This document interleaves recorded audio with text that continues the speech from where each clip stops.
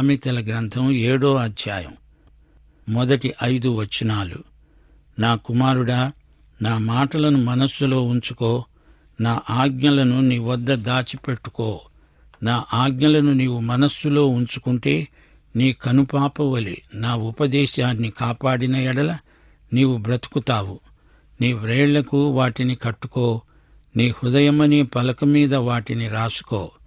జ్ఞానముతో నీవు నాకు అక్కవని, తెలివితో నీవు నాకు చెలికత్తెవని చెప్పు.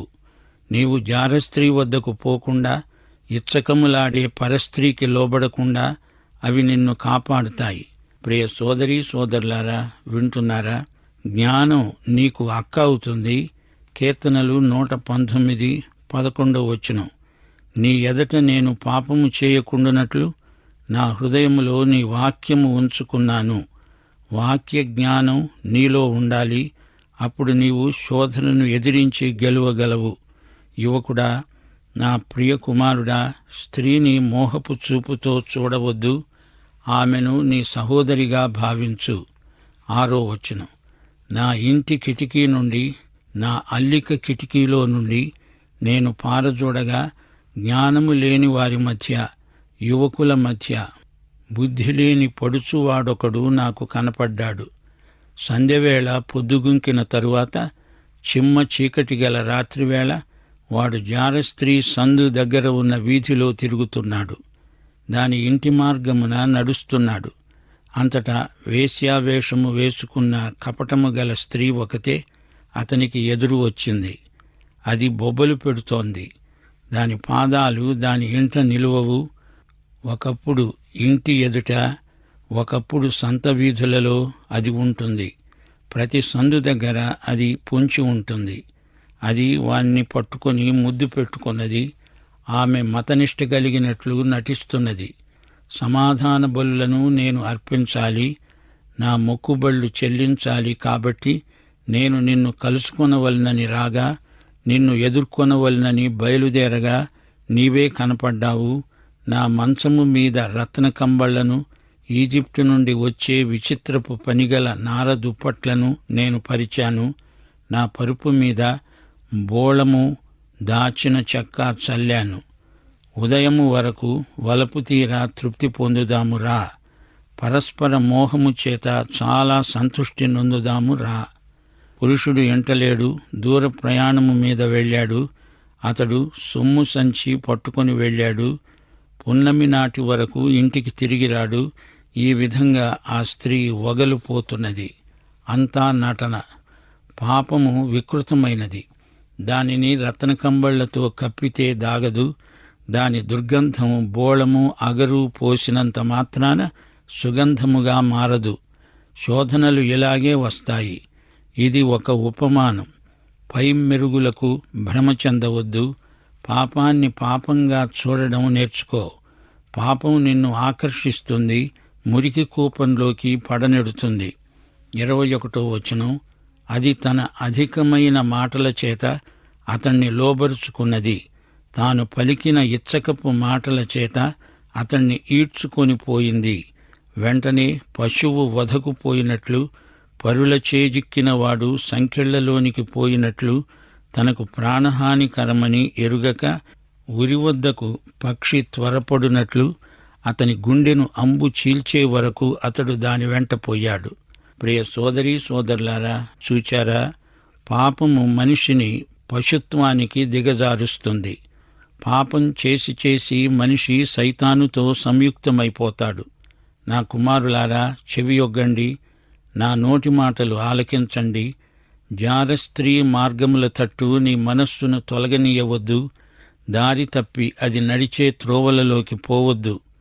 అది గాయపరిచి పడద్రోసిన వారు అనేకులు, అది చంపిన వారు లెక్కలేనంతమంది.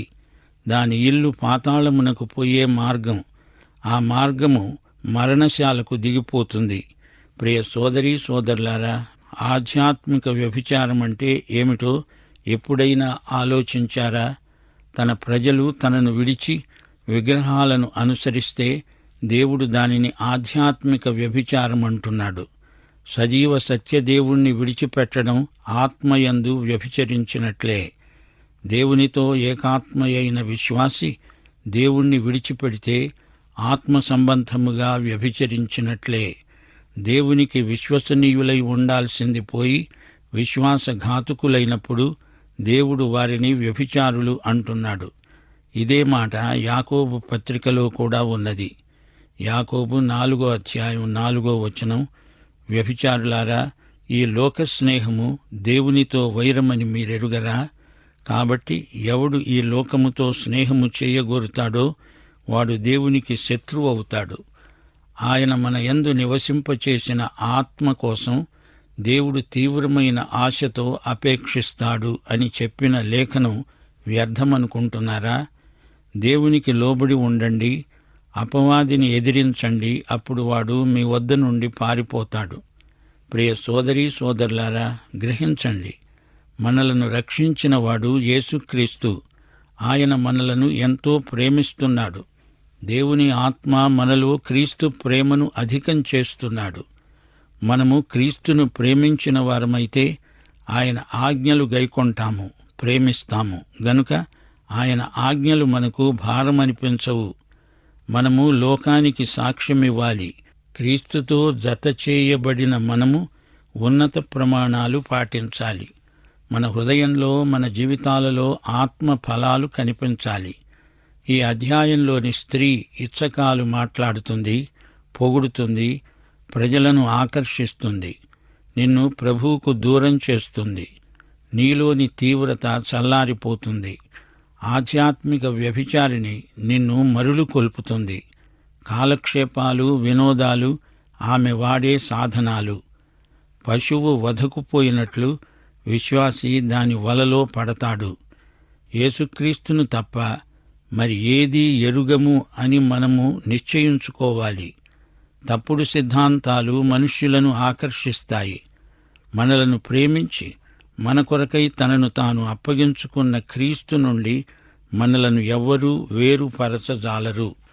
అపొస్తలుడైన పౌలుతో కలిసి ఈ విశ్వాస ప్రమాణాన్ని మనము చెప్పుకోవాలి.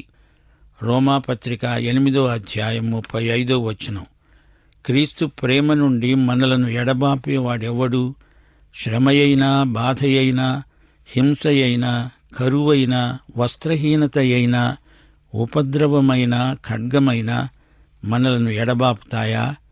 మనలను ప్రేమించిన వాని ద్వారా మనము వీటన్నిటిలో అత్యధిక విజయము పొందుతున్నాము. మరణమైన, జీవమైన, దేవదూతలైన, ప్రధానులైన, ఉన్నవి అయినా, రాబోవునవి అయినా, అధికారులైనా, ఎత్తైనా, లోతైనా, సృష్టించబడిన మరి ఏదైనా మన ప్రభువైన క్రీస్తుయేసునందలి దేవుని ప్రేమ నుండి మనలను ఎడబాపనేరవని రూఢిగా నమ్ముతున్నాము. ప్రియ సోదరీ సోదరులారా, ఈ అధ్యాయంలో 7వ వచనం మరొకసారి పరిశీలించండి. జ్ఞానము లేని వారి మధ్య, యువకుల మధ్య బుద్ధి లేని పడుచువాడు, ఇతనికి జీవిత గమ్యమేదో తెలియదు, విచ్చలవిడిగా తిరుగుతున్నాడు. తాను ఎక్కడికి వెళ్తున్నాడో తనకే తెలియదు. ఆమె అతణ్ణి ఎటో తీసుకువెళ్తుంది. ఆమె కపటము గల స్త్రీ, మోసగత్తె, తన ఇంటికి తీసుకువెళ్తుంది. ఏమి ఆటంకమూ లేదు, ఎవ్వరూ చూడ్డం లేదు అని బుకాయిస్తుంది. లాలన మాటలు, ఇచ్చకపు కబుర్లు చెప్తుంది. అతడు ఆమె వలలో చిక్కుకుంటాడు. సోదరుడా, సోదరి, దేవుని వాక్యము నీ హృదయపు పలక మీద రాయబడి ఉండాలి. శోధనను పసికట్టాలి. శోధన స్థలం నుండి పారిపోవాలి. దారి తప్పకూడదు. మనస్సు తొలగకూడదు. అది నిన్ను గాయపరుస్తుంది. అది పాతాళ మార్గం. మొదట నీ మనస్సును పదిలపరుచుకోవాలి. చెడ్డ పుస్తకాలు చదవకూడదు. చెడు దృశ్యాలను, బొమ్మలను చూడకూడదు. చెడు సహవాసాలు పట్టకూడదు. క్షణికమైన తృప్తిని ఆశించకూడదు.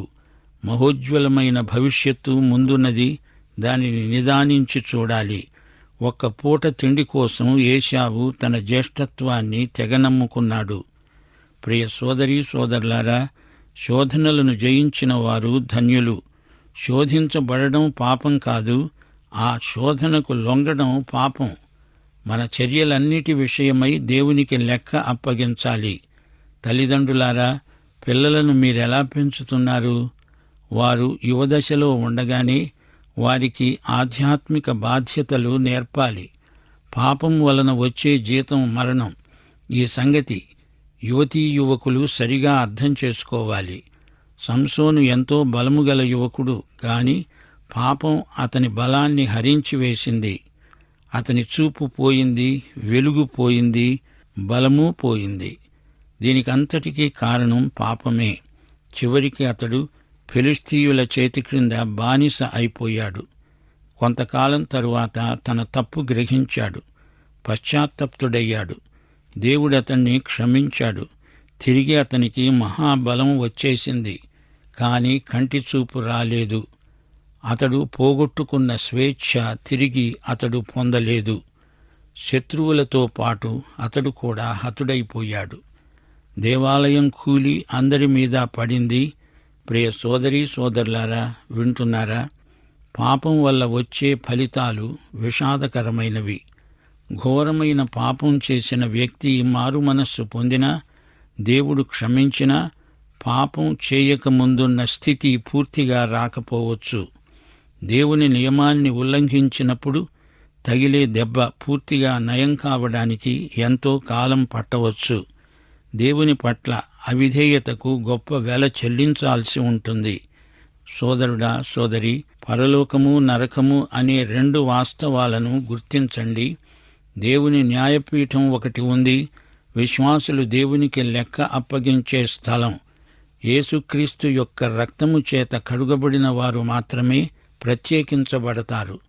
మిగతా వారంతా క్రీస్తు లేని నిత్యత్వంలో మహాయాతన చెందుతారు. మనలను విమోచించిన దేవునికి మన మీద పూర్తి అధికారమున్నది. యువతీ యువకులారా, యేసుక్రీస్తు మీకు మాదిరి. ఆయనలాగా ఉండడానికి ప్రయాసపడండి. దేవుని ఆత్మ మీకు సహాయం చేస్తాడు. దేవుని నిబంధనను మీరవద్దు. దేవుని నియమాలను జవదాటవద్దు. మీ ప్రవర్తనను దేవుని వాక్యమే సరిదిద్దాలి. కీర్తనలు 119, 9. యవ్వనులు దేనిచేత తమ నడతను శుద్ధిపరుచుకుంటారు? నీ వాక్యమును బట్టి దానిని జాగ్రత్తగా చూచుకొనుట చేతనే గదా. ప్రియమైన తల్లిదండ్రులకు ఇదే హెచ్చరిక. మీ పిల్లలకు దేవుని ప్రేమను నేర్పండి. దేవుని తీర్పును కూడా జ్ఞాపకం చేస్తూ ఉండండి. ఈ రెండిటికి సమతూకం ఉండేటట్లు చూడండి. దేవుని కనికరాన్ని, దేవుని కోపాన్ని సరిసమానంగా పిల్లలకు అర్థమయ్యేటట్లు నేర్పాలి. ఇదే సామెతల గ్రంథమందలి సందేశం. ప్రకటన గ్రంథం 20వ అధ్యాయం 11 నుండి 15 వరకు క్రీస్తును ఎరుగని వారి కోసమై ధవళ సింహాసనమొకటి కనిపిస్తున్నది. విశ్వాసులకు న్యాయపీఠం, అవిశ్వాసులకు ధవళ సింహాసనం. విశ్వాసులకు బహుమానాల తీర్పు, అవిశ్వాసులకు అంతిమ తీర్పు. దాని తరువాత నిత్య నరకం. గొప్పవారేమి, కొద్దివారేమి, క్రీస్తు నెరుగని వారందరూ ఆ సింహాసనం ఎదుట నిలుస్తారు. వారు క్రీస్తు నెరుగని వారు. వారి మరణం తరువాత ధవళ సింహాసనపు తీర్పు. క్రీస్తును అంగీకరించలేదు గనుక తీర్పు. దానికి పైగా ప్రతివాడు తన క్రియల చొప్పున తీర్పు పొందుతాడు. వీరి పేర్లు జీవగ్రంథంలో ఉండవు. సోదరుడా, సోదరి, క్రీస్తును విశ్వసించిన వారికి ఏ శిక్షావిధి ఉండదు. అయినా వారు పాపం చేస్తే దేవుడు తన బిడ్డలను శిక్షించినట్లు క్రమశిక్షణ చర్య తీసుకుంటాడు. యువతీ యువకులు తమ దేహముతో జరిగించిన ప్రతి కార్యానికి ప్రతిఫలం పొందక తప్పదు. అపొస్తలుడైన పౌలు 1 కొరింథీ 3వ అధ్యాయం 12వ వచనంలో చెప్పినట్లు, ఎవడైనా క్రీస్తు అనే పునాది మీద బంగారము, వెండి, వెలగల రాళ్ళు, కర్ర, గడ్డి, కొయ్యకాలు మొదలైన వాటితో కట్టిన ఎడల వాని పని కనపడుతుంది. ఆ దినము దానిని తేటపరుస్తుంది. అది అగ్నిచేత బయలుపరచబడుతుంది. వాని పని ఎలాంటిదో దానిని అగ్నే పరీక్షిస్తుంది. పునాది మీద ఒకడు కట్టిన పని నిలిచిన ఎడల వాడు జీతం పుచ్చుకుంటాడు. ఒకని పని కాల్చివేయబడిన ఎడల అతనికి ఎంతో నష్టం. 2 కొరింథీ 5వ అధ్యాయం 10వ వచనం, తాను జరిగించిన క్రియల చొప్పున అవి మంచివైనను సరే, చెడ్డవైనను సరే, దేహముతో జరిగించిన వాటి ఫలమును ప్రతివాడు పొందునట్లు మనమందరము క్రీస్తు న్యాయపీఠమెదుట ప్రత్యక్షం కావాలి. అపొస్తలుడైన పౌలు రోమాపత్రిక 14వ అధ్యాయం 12వ వచనంలో ఇదే మాట అంటున్నాడు. మనలో ప్రతివాడు తనను గురించి దేవునికి లెక్క అప్పగించాలి. మరో సందర్భంలో పౌలు అన్నాడు, మనలో ఎవడునూ తన కోసమే బ్రతకడు, తన కోసమే చనిపోడు. మనము బ్రతికినా ప్రభువు కోసమే బతుకుతున్నాము, చనిపోయినా ప్రభువు కోసమే చనిపోతున్నాము. కాబట్టి మనము బ్రతికినా చనిపోయినా ప్రభువు వారమై ఉన్నాము. తాను మృతులకు సజీవులకు ప్రభువై ఉండడానికి ఇందు నిమిత్తమే కదా క్రీస్తు చనిపోయి మరల బ్రతికాడు. ప్రియ సోదరీ సోదరులారా, వింటున్నారా? సామెతల గ్రంథంలో ముఖ్య సందేశం నైతిక ప్రవర్తనను గురించి. దేవుని యందు భయభక్తులు కలిగిన వ్యక్తి ఎలా జీవించాలో సామెతల గ్రంథం బోధిస్తుంది. దేవుని యందే మనకు జ్ఞానం లభిస్తుంది. ఇందులోని కొన్ని సామెతలు దేవుని పరిశుద్ధ లక్షణాలను వర్ణిస్తాయి. దేవుడెవరో ఎరిగిన వారికి జ్ఞానం ప్రాప్తిస్తుంది. సామెతల గ్రంథంలోని దేవుడు మనకు ఎలా ప్రత్యక్షమవుతున్నాడు? మన జీవితంలోని ప్రతి సంఘటన ఆయనకు తెలుసు. ఆయన సర్వజ్ఞుడు, సర్వ సృష్టికర్త. సమస్తము ఆయన వశంలో ఉన్నది. ఆయన మనకు బలమైన దుర్గం. సజ్జనులను ఆయన అపాయం నుండి తప్పిస్తాడు. దేవుని బిడ్డలకు ఆయన బహుమానమిస్తాడు, సమృద్ధిగా ఆశీర్వదిస్తాడు. విశ్వాసఘాతకులకు ఆయన శిక్ష విధిస్తాడు. యథార్థ ప్రార్థనలకు ఆయన ఎంతో సంతోషిస్తాడు, జవాబిస్తాడు. విధేయులైన వారిని ఆశీర్వదిస్తాడు, ప్రేమిస్తాడు. నిరుపేదలను, రోగులను, అనాథలను, విధవరాండ్రను ఆయన కనికరిస్తాడు, ఆదరిస్తాడు. మానవ హృదయాన్ని శుద్ధి చేస్తాడు, చెడుతనాన్ని ఆయన ద్వేషిస్తాడు. గనుక మనము దేవుణ్ణి మహిమపరచాలి, ఆయన నామమును ఘనపరచాలి, ఆయన వాక్యానికి విధేయత చూపాలి. మనము ఏమి చేసినా ప్రభువు సంతోషించి మెచ్చుకునేటట్లు ఉండాలి. దేవుని యందు విశ్వాసముంచి విశ్వాస క్రియలు చేయాలి. ప్రియ సోదరీ సోదరులారా, మరో మాట, సామెతల గ్రంథంలోని ఉపదేశం చేసే వ్యక్తి, ఆ ఉపదేశాన్ని స్వీకరించే వ్యక్తి ఇద్దరూ ప్రధాన పాత్ర వహిస్తారు. మనము దేవుని వాక్యాన్ని నేర్పేవారమై ఉండాలి, లేదా నేర్చుకునేవారమై ఉండాలి. నేర్పకుండా, నేర్చుకోకుండా ఉండే వ్యక్తి దేవుని దృష్టిలో ఎందుకు కొరగానివాడు. గురువు, శిష్యుడు, ఉపాధ్యాయుడు, విద్యార్థి, వీరి పరస్పర సంబంధం ఎంతో ప్రాముఖ్యమైనది. జ్ఞానాన్ని అభ్యసించాలి. జ్ఞానానికి ప్రత్యామ్నాయం ఏదీ లేదు. నేర్చుకోకుండా ఇతరులకు నేర్పలేవు. నీవు చేయనిదే ఇతరులకు చెప్పలేవు. నేర్చుకోవటానికి ఇష్టపడనివాడు గర్విష్టి. తల్లిదండ్రుల శిక్షణలను బిడ్డలు అంగీకరించాలి. ఇతరుల విమర్శలను జాగ్రత్తగా వినాలి. అందులో ఏమాత్రం నిజమున్నా దానిని ఒప్పుకోవాలి. దేవుని సత్యాలను ఇతరులకు నేర్పేవారు ఆసక్తికరమైన రీతిగా బోధించాలి. సరైన మాటలు సరైన రీతిగా పలకాలి. దేవుని బోధను తృణీకరించేవాడు మూర్ఖుడు. పెద్దల సలహాలను పాటించనివాడు చెడిపోతాడు. అందుకే సామెతల గ్రంథం మనకెంతో అమూల్యమైనది. దైవాశీస్సులు. ఆమేన్.